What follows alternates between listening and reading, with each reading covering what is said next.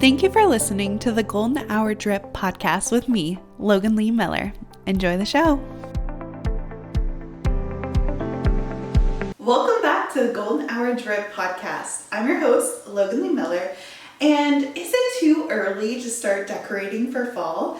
I know we're in September, but I really and truly feel like September is still part of summer because the official last day of summer is in September.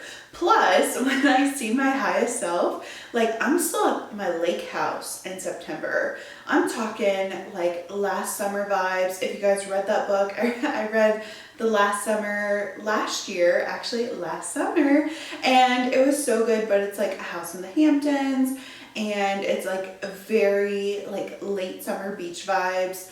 The summer I turned pretty, it's the same concept, right? So to me, September is still part of summertime, and I'm gonna hold on to summer in every aspect because while I am excited for fall, I forgot that my flowers die. I'll have to get more fresh cut flowers in the house in comparison to being able to look outside my window and see all the butterflies, all the hummingbirds, all the little bumblebees. And this week I actually saw a huge swallowtail butterfly. It was beautiful, stunning, I loved it.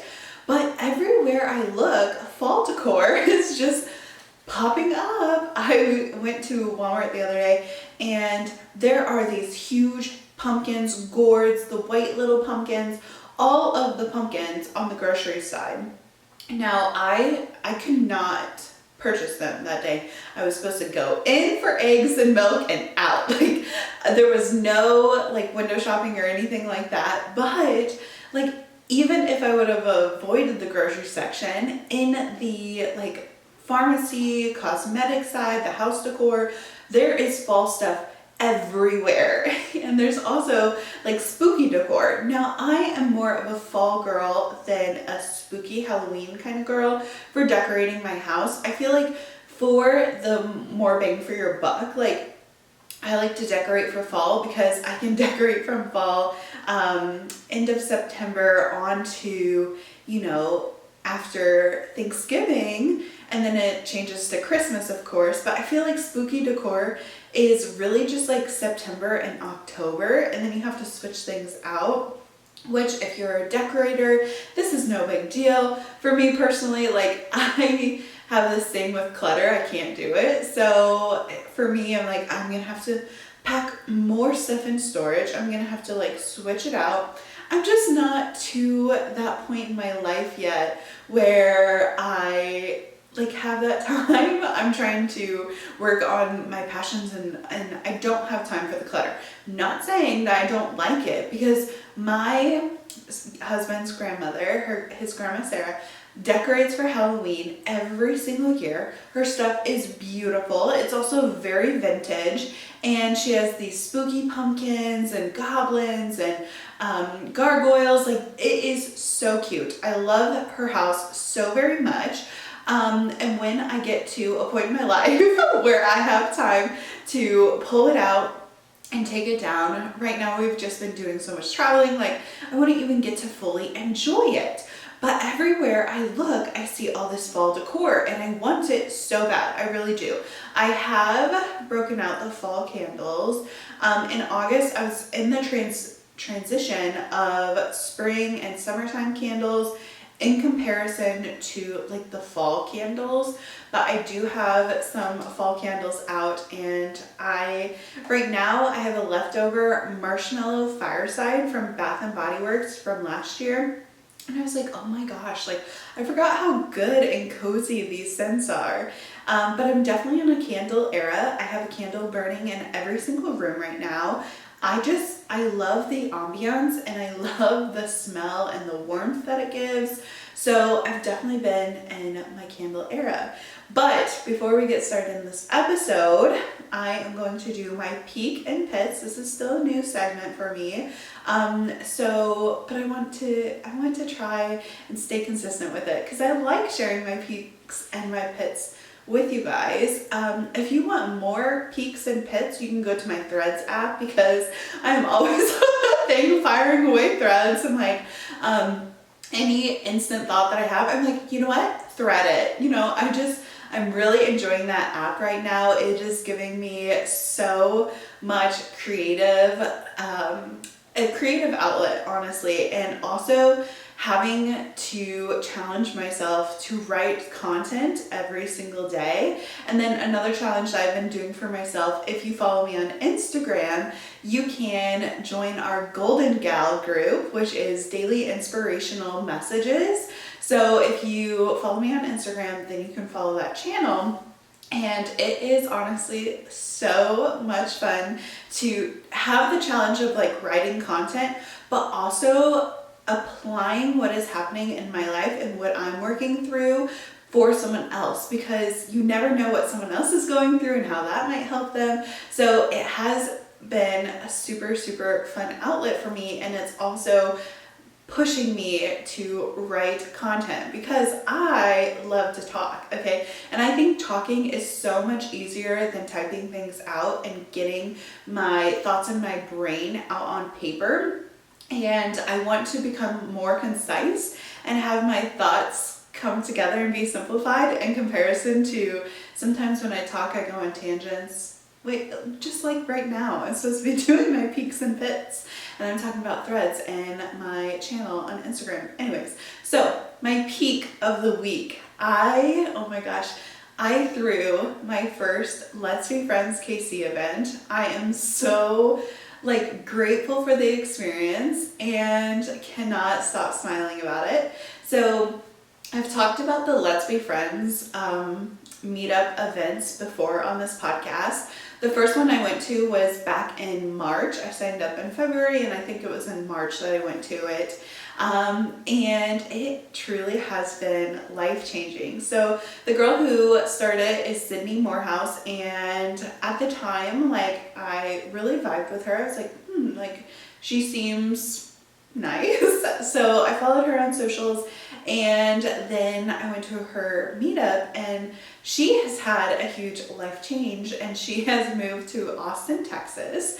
So we were talking this summer, and she asked me if I would like to host the events. And this past week was my first event that I hosted. And honestly, I was so nervous. I've hosted events before. I was the social chairman in my sorority. We had monthly events that I had to coordinate. I love it. I think it's so much fun, and I definitely see event throwing in my future. It's just, I love bringing people together, and I love building a community of people who feel comfortable to share their hopes, their dreams, and also just that human connection. So I love the aspect of getting a group of people together. And I also think it goes to dinner parties and things like that, and having gatherings at your house. As a kid, I always liked having my entire family together. It wasn't something that I got all the time, but when it happened, I loved being in a group of people. I thought it was so much fun. So the first event that I officially helped host was the Fusion Fitness event. So we went to this fusion class. It was the hardest class of my life. I will not lie. It was intense. I don't do HIIT classes ever. And as we were getting set up, literally all we had was a yoga mat, 2-pound weights, 5-pound weights, and an 8-pound weights. Okay. So very, very low weights, but the repetition, the speed, the intensity of the workout had me drenched. Literally drenched. They said it was a drenched class, and I didn't even know what that meant until when we were packing up. My legs were shaking, my arms were insanely tired, and I was halfway through, we had an 8-pound weight, and we were doing essentially I want to say cable flies, but they weren't attached to a cable. And here I am with this 8-pound weight, and I'm after all the reps we did of everything else, part of our warm up, I cannot lift this weight. And I went down to 5-pound weights and that was hard too. I was like, oh, you're kidding me. Like this, it was so intense, but that just goes to show you don't need a lot of equipment to build the strength in your muscles. And I was like, you know what? I have a yoga mat. My mother-in-law gave me 15-pound and 35-pound weights. I might need to go pick up 2-pound weights, but this is something that anybody could implement in their day-to-day routine. And I'm like, you know what? I could do this. I could do this over my lunch break. I could find a YouTube video. And it was really, really inspiring. But what was even more inspiring was going through a class that was super hard, right? And none of us had done it before, the group of girls that had came, and we were all like trying to figure it out. The instructors were so energetic, and they obviously do this every day, and so they were whipping out these combinations and we were struggling to keep up because we don't do this every day and we didn't know exactly what to expect. But it was just a blast to be able to work out, get super, super sweaty. And then afterwards we went to a restaurant, it's called Enjoy, and we had hummus and guacamole and just like gathered around a table, got to talk. And one thing that I really, really liked is during college, whenever I was facilitating a group activity or a sisterhood event, we would have like icebreakers and these questions. And it was demonstrated really, really good at the Powerhouse Women event, how the questions that, and I went to this event in Scottsdale, Arizona a couple weeks ago. And one thing that Lindsay did so well is all of our icebreaker questions or our breakouts were deep questions. They weren't say your name, what you do for work, where do you live. Those are so surface level. And I am just really tired of small talk. I want to go deeper. I want to learn more. I want to actually have a connection with someone and learn about what they like, what they don't like. And so when we did our little breakouts, I asked them I was like, find a person that you don't know, that you've never met before, and tell them what you had for lunch. And if you didn't have lunch, why didn't you have lunch? And so the first girl I was paired up with, she said that she works from home, but she had meetings back to back all day. And so even though she worked from home, she wasn't able to run to the kitchen and grab a snack. And I was like, oh my gosh. So right away, I was transported into her home life, her work life. And it was a deeper question than where do you work? Now, the next question that I did have was, oh, what kind of work do you do, right? Because that's how it led. And then we talked about that. But it was more than a one-worded answer, because sometimes when you go into a situation, you're like, where do you work? I work XYZ, period. Oh, do you like it? Excuse me?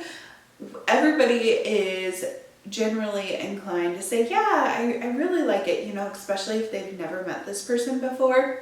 And that is so surface level. But now I was able to talk to her, and that was like an entry question, right?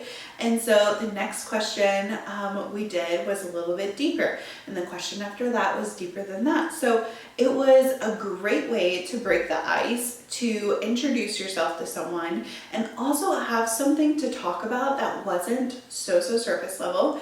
And then by the time, because we did that right after the workout class, as we were walking to the little restaurant right next to it, but then we were saying to each other, like, I feel like I know you now. I feel like it's not awkward.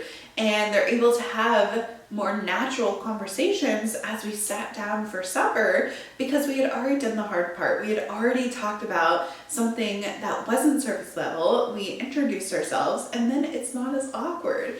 So I really loved just bringing everyone together, finding the connection, and it just was a really good event. I was a little bit nervous, to be honest, about facilitating it for the first time.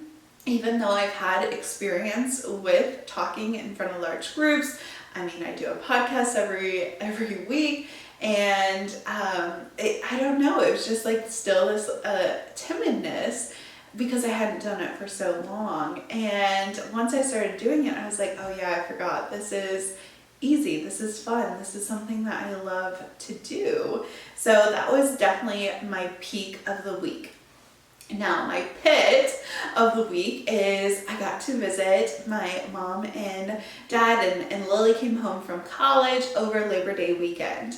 Now, we did a foot mask all together. It was so much fun, but everybody, my husband, my dad, my mom, my sister, and me all put on foot masks. These are the chemical peels from Target. So you put them on, you wait an hour, you take them off, and essentially nothing happens. You go to bed, you wake up. It's not until multiple days later that the dry skin on your foot, your dead skin cells, start to peel off. They don't peel off like in little flecks. No, these are huge chunks. Maybe it's just for me. I don't know. But I went to a hot yoga class, and we'll get into that a little bit more because that's what I want to talk about in today's episode. But as we're at the hot yoga class, I am laying out my black mat. This is a candle lit yoga class, okay? It's not hot yoga. It's a calming candlelit yoga class. And I am ready to go. My best friend Kennedy and I, we were like, okay, we're gonna do this. It was like 6:30 or 7 o'clock in the afternoon. And so we're laying out our mats, and my mat is a black mat. It is from Marshall's. People think it's a great mat because it is a Peloton mat. I don't own a Peloton. I love to do spin, but I don't have a Peloton bike, and it's like the perfect consistency. I've had several yoga mats. I have a bright orange one. I had a purple one. That was like my first yoga mat. I've had a few yoga mats. I have a blue one, and they're sporadically everywhere in the house. But this one is like the perfect amount of thickness and grip. It's so good. And it's black. I love black. I love to be so sleek. I love to coordinate with all my things. I think that it just matches my personality, okay? I don't know how to explain it, but I really enjoy it. I really like it. So I lay out my mat. I am wearing the cutest little green set from Target. Target actually I've never bought a workout outfit from Target, but I went there to get dressed for my Let's Be Friends KC event, and I wanted an outfit to boost my confidence and to have fun, but also like it's an event. Why wouldn't you want to have a new outfit? So I went to Target, and I actually got 3 different workout sets that were all on clearance, super buttery soft. We'll see how they hold up in comparison to my Lululemons, but I absolutely felt so cute. I'm in this like textured green. It's more like a light sage green. So cute. It almost matches my green Stanley Cup. And so I put down my green Stanley Cup. I'm wearing my green outfit. I have my black mat, and unfortunately I have white sweat rags. So I wanted black, but they were sold out, so I got white instead. And I was kind of mad about this. I know it's about the aesthetic. I know it really doesn't matter, but I got white microfiber towels. And as I lay out my mat and we're kind of standing there, I noticed that there are these white flecks all over my mat. And I was like, are you kidding me? Like, my microfiber towel is shedding all over. And I was like, I'm gonna have to take this cloth and try and like scoop out all of this fluff that has like been sprinkled on my mat. And I was like, this is so dumb. I'm so embarrassed, because it was like a dark room. The white flecks were literally reflecting. And as I bend down to try and like pick at the fluff, I realized this is not microfiber towel fluff. No. This is my dead skin cells that are shedding on my yoga mat. Oh my gosh, I was so embarrassed because you can't flick them off your mat, okay? Because then that's gonna get on the floor, disgusting. And then someone is gonna walk around because it's barefoot, you have to be barefoot, and someone is going to squish on my dead skin cells. Now I know that we all shed cells every single day. Brushing your skin at any time can literally flick off dead skin cells. That's disgusting. Okay, I hate thinking about it. I remember in science class when I was in middle school, them talking about it, and I was grossed out. I'm grossed out about my bed having dead skin cells. I wash my sheets every week, sometimes twice a week, okay? It grosses me out. I don't know why. I know it happens.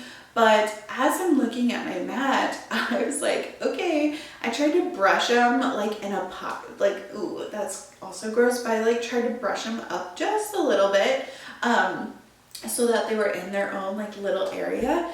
And as we continued to work out, the more, even though it wasn't hot yoga, you're still being put into different positions, you're still moving around on the mat. You can get a little warm, your feet can start to sweat, and I, like by the end of the class, there was this huge chunk of skin. And then I was like so embarrassed. One, I know it happens, okay?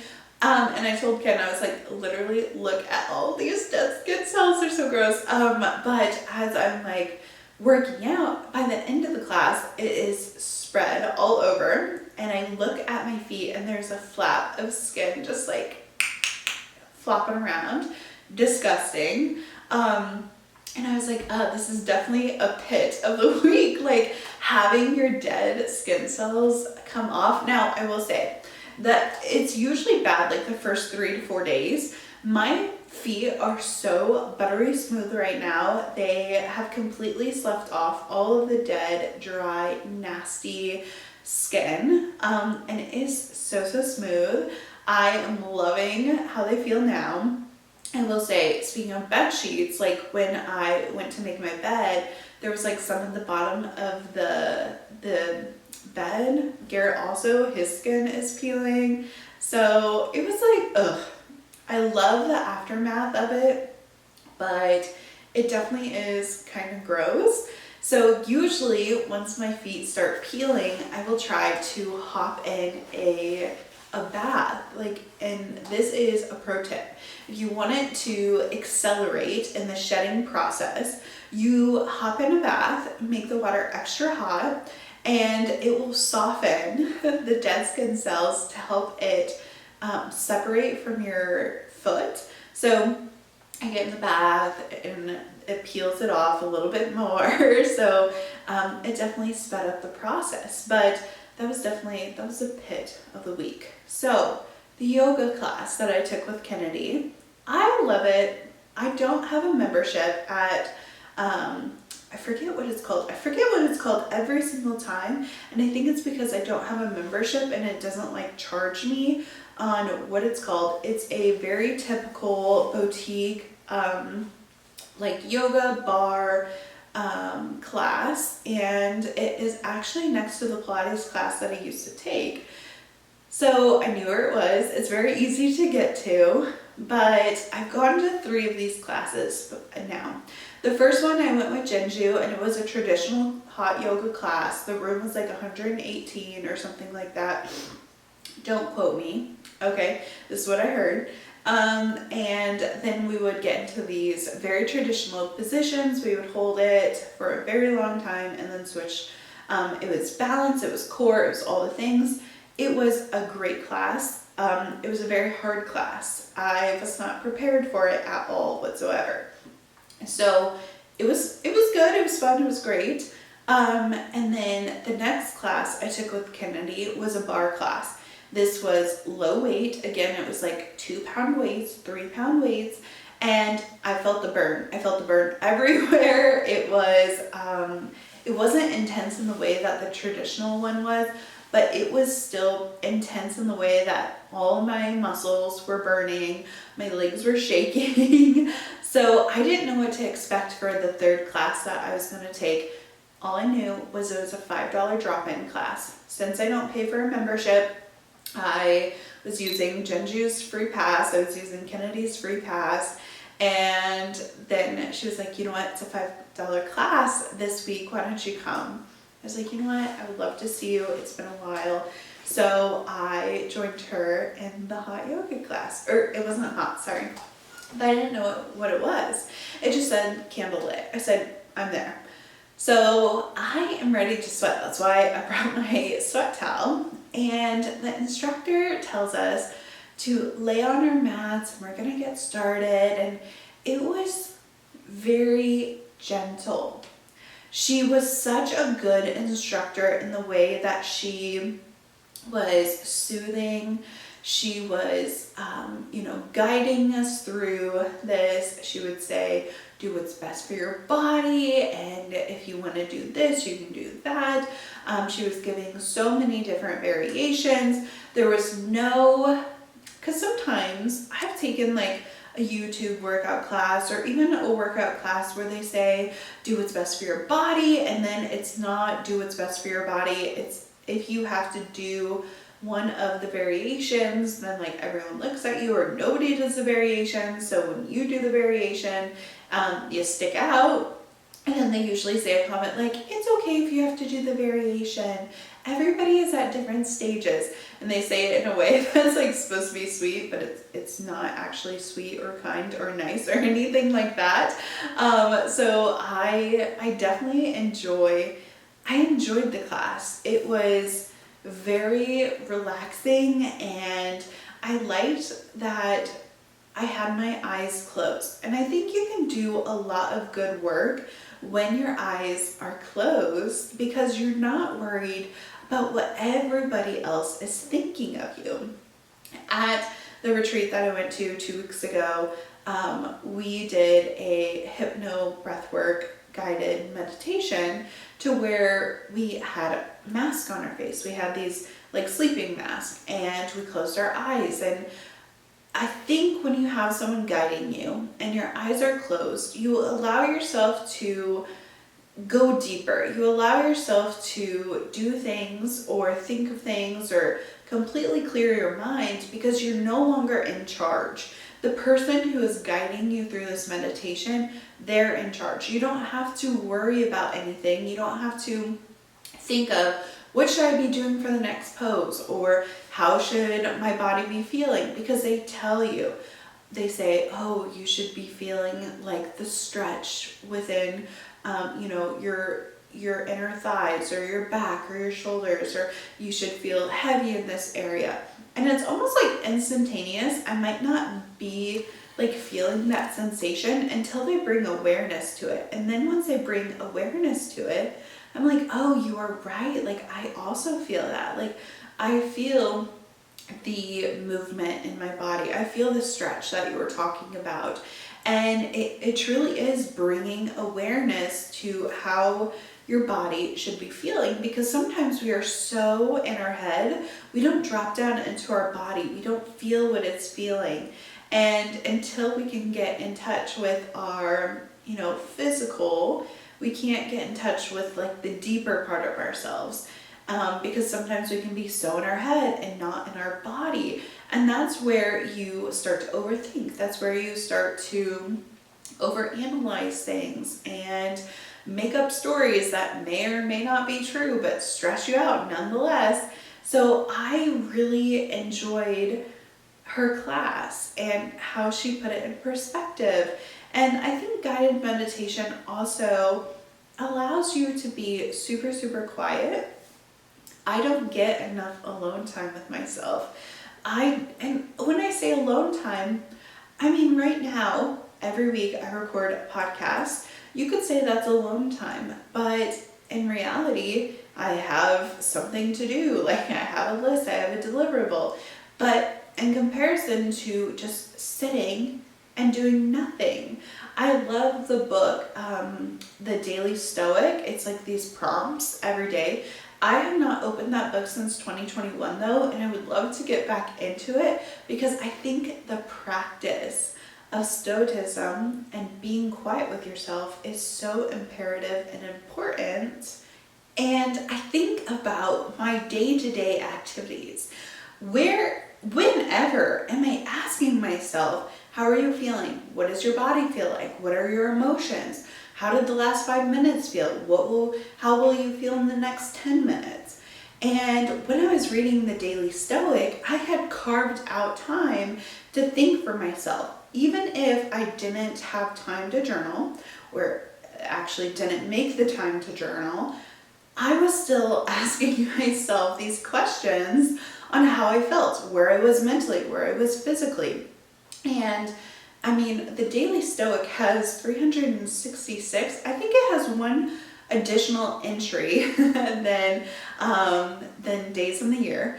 But you might be thinking, oh my gosh, like this book, you can only use it one time. But it really is evergreen because even if the prompt is the same, you are different. You have had different life experiences. You are doing things now that you didn't do in the past. You have had a whole extra year. I mean, whenever you are listening to this episode, let's say it is September 12th, the day after it came out, whatever, and you are totally a different person than you are September 12th, 2023 in comparison to who you will be and what you have experienced at September 12th of 2024, and then even years after that. And so that's where I think it's so important for reflection. It's so important to see where you are, what you're doing, how you're feeling. And the Daily Stoic gives you the time to be quiet with yourself. Now, you don't have to purchase this book. You don't have to journal with it. But even like getting into a meditation or sitting and being quiet with yourself, I try to think of when I am totally alone, when I don't have my Apple Watch that is beeping off different notifications. Like in the last 45 minutes I've been sitting here, like I've gotten so many notifications that brings me out of my thought, that brings me out of my presentness, and is now making me pay attention to what someone else is doing or what someone else wants, or like this little me, pay attention to me, when I really should be paying attention to Logan. And I think of a time where like, when am I just totally quiet? When do I not have anything going on? When am I just totally with myself? And I haven't made the time. I don't carve out that time. And I mean, before bed, I'm very strict about my bedtime routine and my morning routine. But at this time, I don't have quiet time. Strictly just by myself, I don't have that time. I might be reading a book before bed. I might be, talking to Garrett. I might be listening to a podcast. I might be listening to an audiobook. Are those my thoughts? No, this is still the consumption of someone else's thoughts and what someone else thinks and does. I mean, think about right now, you're listening to me. When was the last time you listened to yourself for an hour, right?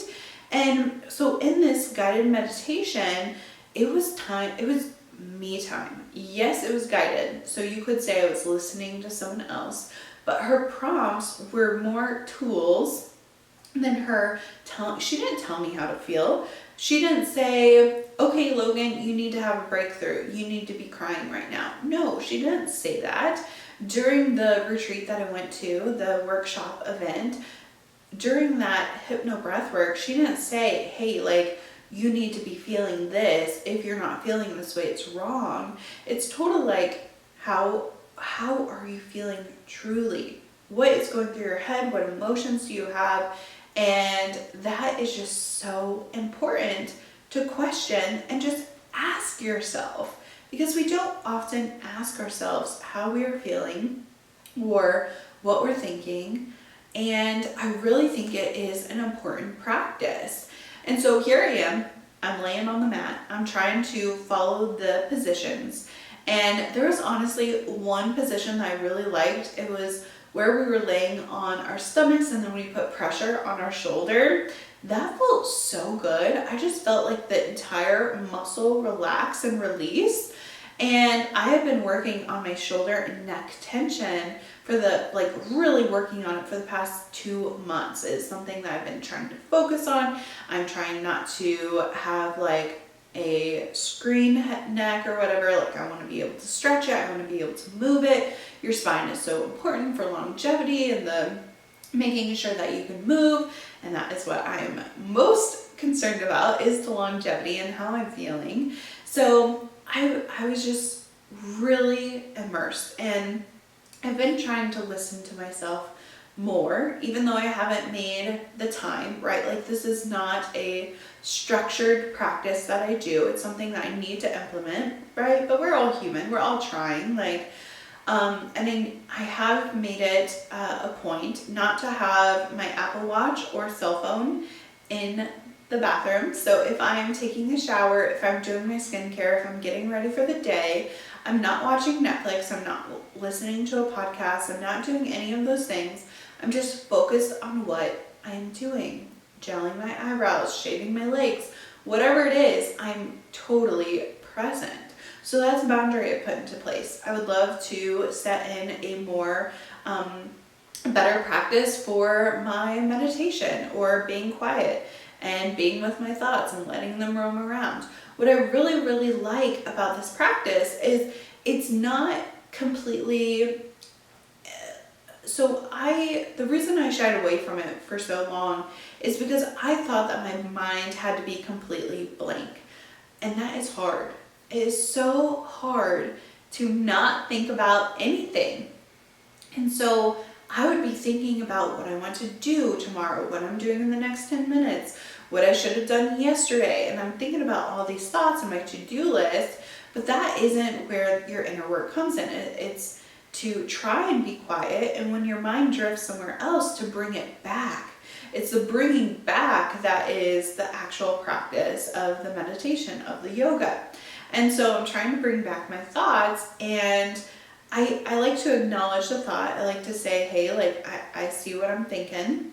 And I've had 2 very, like, vivid kind of acknowledgments to myself during these meditations. So the first one, and not to get all woo-woo on you, okay, like, it's important. It's really, really important, especially for your brainstorming process. There is a lot of things that I want to do in the next 4 months, and I have been really taking big action to change my life and to reimagine it in a way that makes me happy and that makes me excited to wake up and not dread going to work or dread my day or dread getting started, because I hate it. Like, I don't want to be that person. I don't want to do that.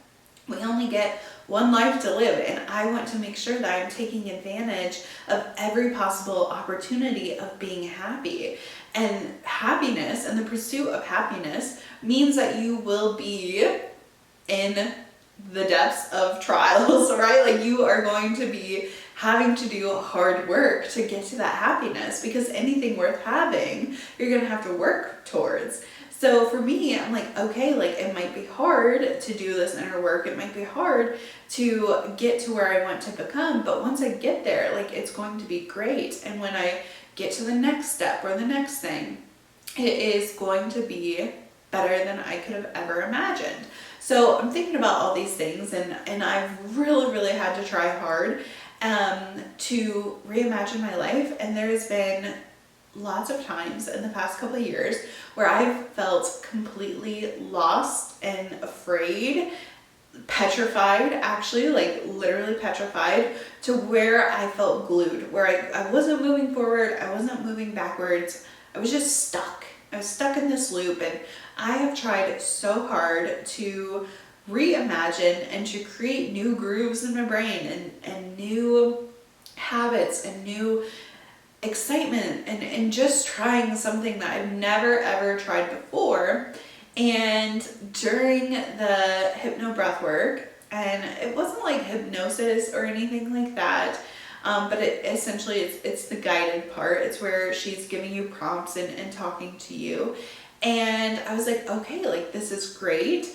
And I had this like thought, right?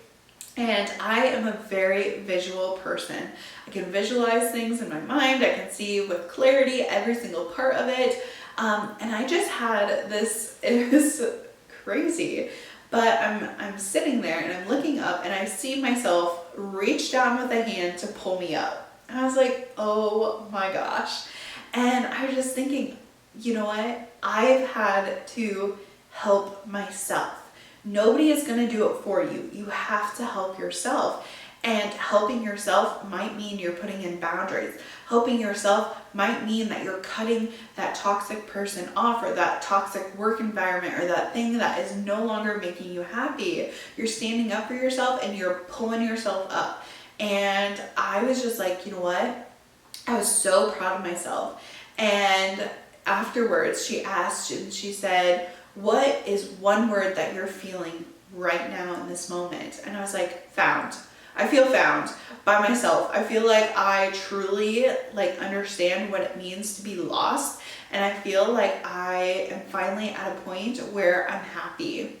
I'm happy and I am working so hard to protect my peace, to protect my happiness, and to chase after these next dreams.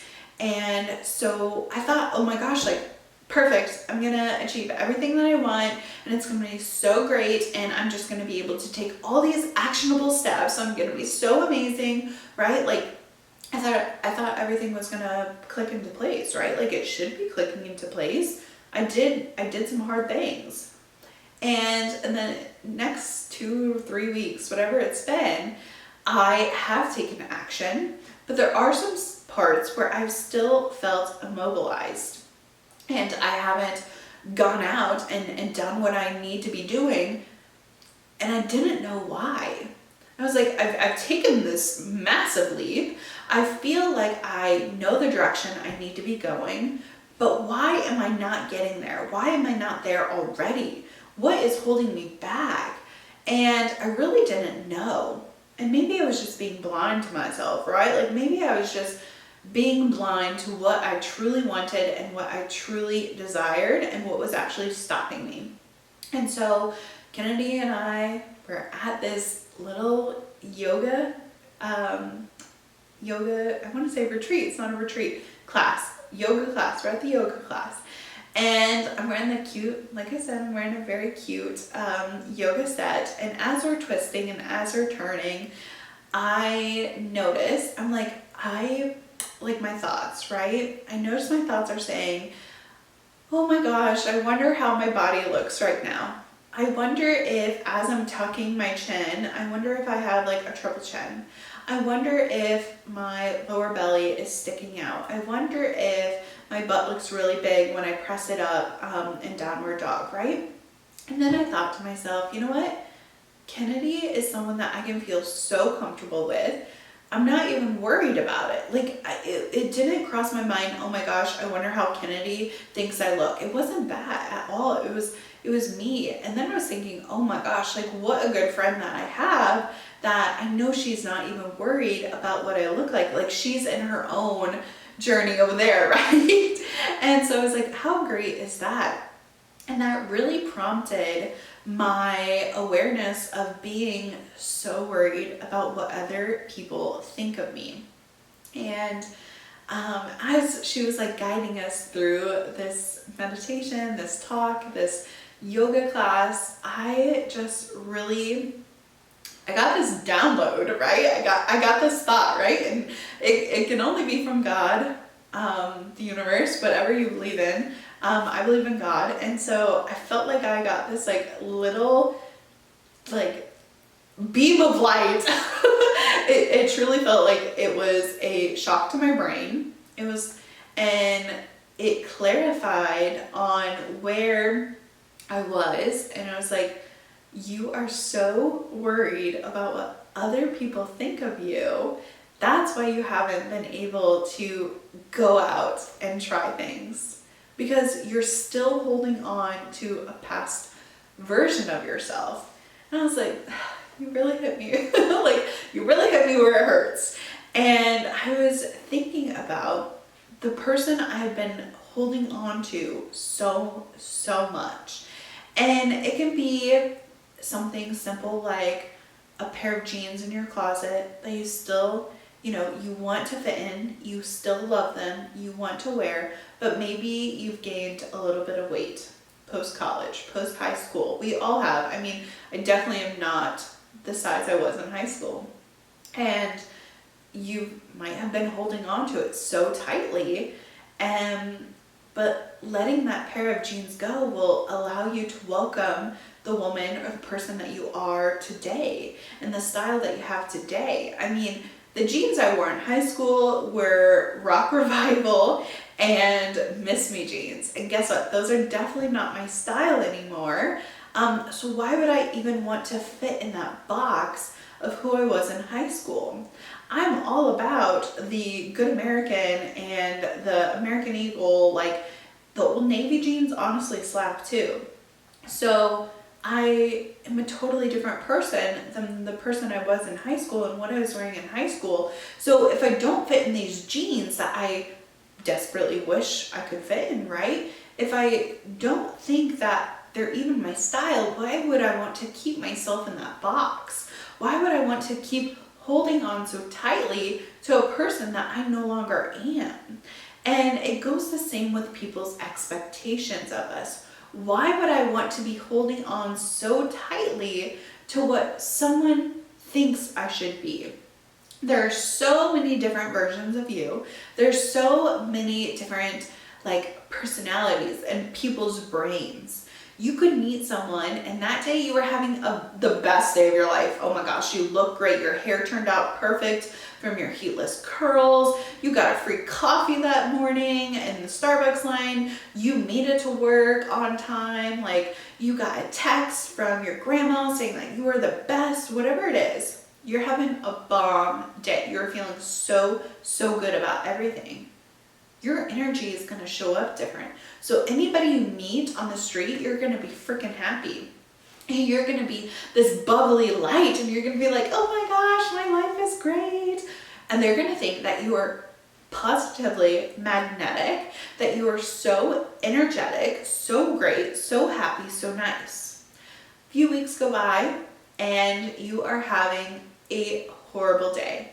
You step in some dog poo on your way to work. You are late because you are trying to scrape your shoe on the side. You accidentally get burnt coffee. You find terrible news about your promotion, whatever. And you are in a crappy mood. Someone stole your Amazon package from your front porch. Whatever it is, it made you completely grumpy. Your energy could be shifted, right? We all try to have our energy stay within the confines of what we idolize ourselves to be, but sometimes it can take a beating and you might have a short temper that day. You might not be as smiley. And although you're working through your own issues, someone might ask you, hey, can I borrow that stapler? And you might hand it to them and say, sure, here you go.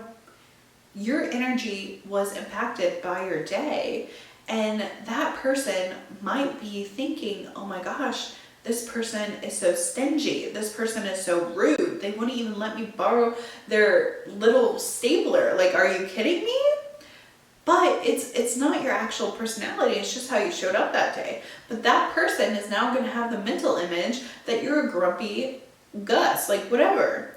In comparison to the day that everything was magically aligning for you and going so great, it's a totally different personality. So the one person who you handed the stapler for might think that you're one way, and the person who you talked to on the day that you were feeling so great and so amazing has another version of you.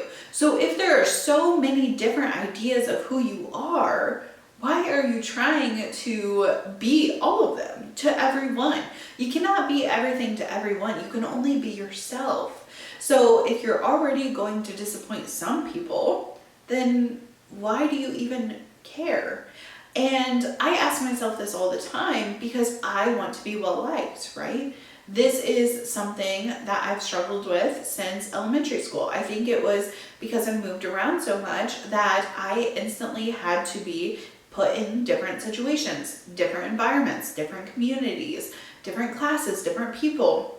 And while I view that as a strength, because I will be able to thrive anywhere you put me, it does not matter, I will come out on top, I still have this tendency of wanting to make a good impression and wanting to impress the people who are put in front of me, right? Like, I want to be well liked. We all do to our core, but why do I think everyone should like me? I don't even like everyone. And I try to be really nice, but I don't even like everyone. It could be their personality, it could be their values, it could be whatever. I don't even like everyone. So why should I expect everyone to like me? I'm gonna be the villain in some people's stories. I have to be okay with that. I cannot change what they think of whatever version of me they have in their head. I cannot control that. I cannot control their perspective on me. All I can control is my daily actions and what I do. So as I'm laying on this mat and I'm thinking, oh my gosh, Kennedy is such a good friend, I feel so comfortable with her. I could care less if my body is showing up in a way that is completely natural and okay. I mean, Kennedy and I have had so many photo shoots. She is one of my dearest friends. We literally shot in a, oh my gosh, this was back in college, but we went to a natural habitat reserve or something like that, and they had black-eyed Susans. They had black-eyed Susans everywhere, and we decided that it was trending at the time. We were gonna do the flower stuffed in your pants trend, and take photos this way. And at first I had my black tank top kind of scrunched up, and I was like, oof, don't like this. And I was like, you know what, Ken, I'm gonna take off my shirt real quick and we're just gonna have the flowers tucked in. It'll be great, it'll be good. It was 5:30 in the morning, the sunrise is coming, and it's perfect. And here I am trying to maneuver my tank top off. Kennedy's trying to get the photos. We see the mowers coming. Oh my gosh, the mowers were coming. I was like, Kennedy, throw me my shirt. And she was like, hold on, let me get the shot. It was really great, it was amazing. But I was like, Kennedy saw my body at the most perfect time of my life, right? College Logan, so good. And how different, we've gotten older or whatever, and while I'm still on the pursuit of being my healthiest self, I've done a lot of damage to myself in the past 2 years with the stress that I took on, with the daily routines that I had. But I'm not going to feel bad about that because I was trying to survive in those moments. So here I am with Kennedy. I'm like, it does not matter. And why it doesn't matter? Is it because she's a good friend? Is it because she's comfortable? Or is it because I have made it up in my head that Kennedy doesn't care? I know that she doesn't care, really and truly. She is a dear friend and she likes me for me and my personality. But it's also a mindset thing. When you show up in the way hey, I know they don't care, even if they did care, you have the mindset that they don't care. Because truly, everybody is worried about themselves. They don't really care about you. I'm sure Kennedy was trying to maneuver herself in the positions too. We are hyper aware of who we are and how we want to show up in the world, and it could be a facade. We could be trying to show up in a way that is not completely authentic. We could be trying to put up a front, and that is okay. But it's your mindset on, will people perceive me this way? Or it doesn't matter how people perceive me because I'm going to show up in a way that is true to myself. So I was separating those thoughts on, okay, it's because I have the mindset around it. It doesn't matter what that person thinks. I know for myself that it is going to be this way or that way. I will be showing up in a way that is completely fine by me. And it is all about your perspective. And as this question came to me of do you care so much of what people think because you're trying to hold on to the person that you were? I was completely it just became so clear to me that I was trying to be someone that I outgrew. I had been trying to be something that was nice, right? something that everyone liked. And you cannot be something everyone will like, because if you're worried to please too many people, instead you're going to lose sight of who you're actually supposed to be there for. If you were everybody's type, then you would never find a husband, right? Because you would think, oh my gosh, is this one good enough? Is this one? You're always chasing the better thing. But when you can show up as who you are, you're going to find your significant other. You're going to find your tribe, your people, your perfect work environment. You're going to find the things. Instead of putting up this facade of who you think you should be, then you can start showing up as the person you are, and then things will come into alignment for you. Then that's when things are falling into place and all the puzzles are finally fitting together. Oh my gosh, finally, right? And while I was thinking about these things, I asked myself the question of, are you ready to let go of that person you were to become the person that you want to be?